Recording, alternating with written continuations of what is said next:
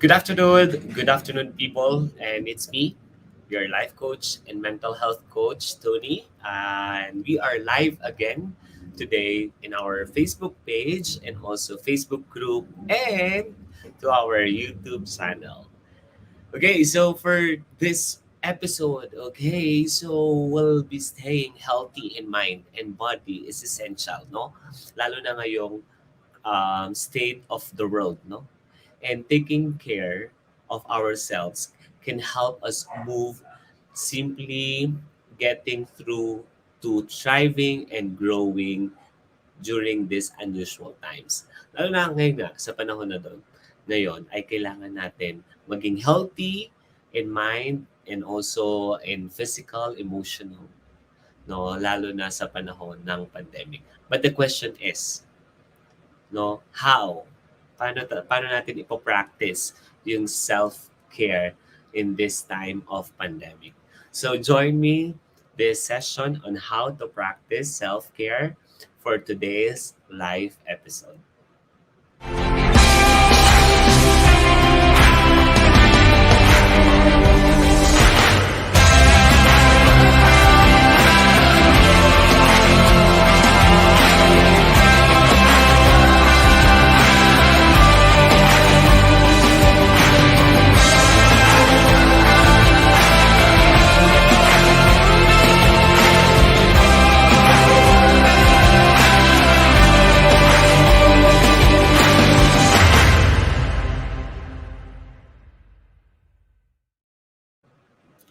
All right, so welcome back. So this is the newest live session of Life Coach Tony PH. This is live episodes wherein you'll get information or some tips on how to develop positive mental health or mental well-being. So for this first ever episode, we'll be talking about on how to practice self-care. As I mentioned kanina, is staying healthy physically, mentally, emotionally in time of pandemic or this what we're facing right now, not only a pandemic but also yung mga natural disasters that we have experiencing right now ay mahalaga na matutunan natin to practice self-care. So first, let's talk about what is really a self-care, no? What is self-care? So sa mga nanonood live, can you tell me ano nga ba ang self-care? So what is self-care? So what is self-care? Self-care is something or it is an activity we actively choose to do to take care of our physical, mental, and emotional well-being. Ito yung mga ginagawa natin or yung mga activities na ginagawa natin sa ating mga sarili. So to keep ourselves healthy physically, okay, mentally and emotionally. And the next question is, why do we need to practice self-care? Bakit nga ba natin kailangan mag-practice nito? Okay? Not only by reading but also intentionally. Bakit natin kailangan?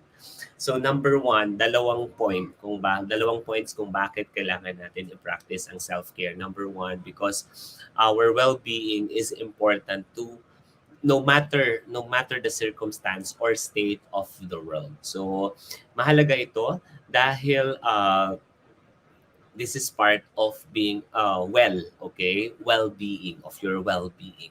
Second is it helps you to manage yung stress better and also allow you to become more productive and also taking care of yourself, okay, help you to keep a good work and life balance. So ano nga ba yung mga areas of self-care natin? So as I mentioned kanina, we have mental, mental self-care, physical self-care, emotional, and social. Isa-isahin natin yan nung mga areas na yan. But to explain a bit yung mental, it's more of how we tend out or we how we practice mindfulness or learning continuously, no, in a daily basis. Paano nga ba? Ano yung mga ways natin? Physically, it's about practicing our physical body to keep it healthy. Third is emotional. It's more of staying in touch or fully engaging with other emotions. Okay, ano yung nararamdaman natin during time of disappointment, stress, no? Ano yung mga ginagawa nating way to keep, okay, to keep our self in a manner that we are capable of. Fourth is social, okay? It's more of staying connected with our families and friends. So mental health, mental self-care, okay? So it's about taking care of your mind. So there are some tips on how we do self-care sa ating mga pag-iisip. Yung una, when we do our work, okay, we set a routine, we schedule all the work, okay, for today, okay? Ano yung mga gagawin mo from morning till afternoon? And kailan ka mag-take ng break? Second, mental self-care. It's more of taking a break. Okay? To go offline sa mga ginagawa mo, okay? And do other things not related doon sa trabaho. Third is practice mindfulness. This is the time for mentally relaxing activities as well as activities that stimulates your creativity. These are some tips on how you taking care of your mental well-being. Another area of self-care is emotional. This is where you talk to yourself with kindness. There are some tips. Una, it's let's acknowledge your feelings. Okay, that these feelings are valid. Write it down. Okay, if you do have any journal or a piece of paper, you can write it down and share them with someone you trust. Okay, share them. And second is practice gratitude.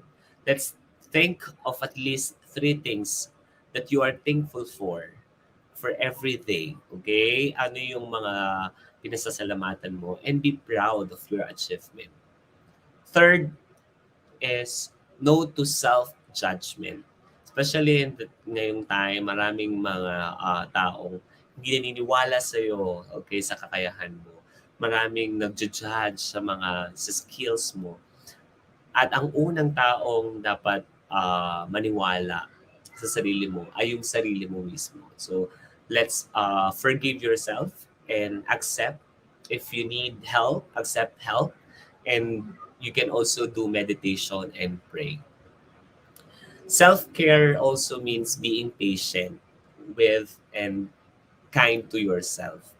Okay, maging mabuti ka sa sarili mo and forgive yourself and tap your shoulder that keep moving. And also self-care doesn't mean that you have same practices. Okay? So may practice yung kaibigan mo na ganito, ito yung gagawin mo. Paano kung hindi nga siya effective sa'yo? So, you can practice self-care differently. O- So, ang ano lang nito, ang main idea is to engage yourself in an activity that recharge and energize you.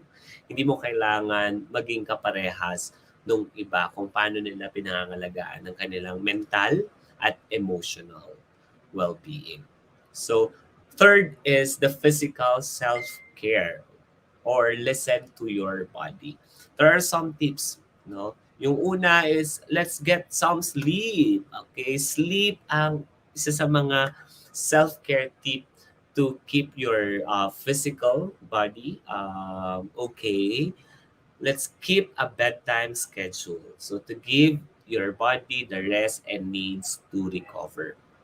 Second is eat healthy and drink healthy. So nourishing your body with healthy food and keep yourself hydrated. Ako, currently in may state, may ubo at sipon ako kaya kailangan ko ng fluid. sa sarili so that to maintain my physical well-being. Third is exercise regularly. Hindi mo kailangan pumunta ng gym. You can do your exercise at home. So set aside at least 30 minutes of your time or a day to work out or simply move your body. Okay, sumayaw ka, magpatugtog ka at sumayaw, galawin mo ang mga joints, yung mga muscles mo sa bahay. Because self-care is something we enjoy, okay? Not something we force to do. Hindi siya dapat pinipwersa, kundi dapat nag enjoy ka when you do your self-care. Last areas is social self-care. Ito yung pag-maintain ng connection with other people and also setting boundaries to them. One is maintaining connection with other people, especially your loved ones, and reaching them out if they need help.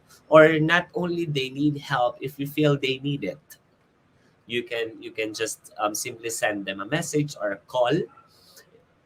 No, it means so much to them.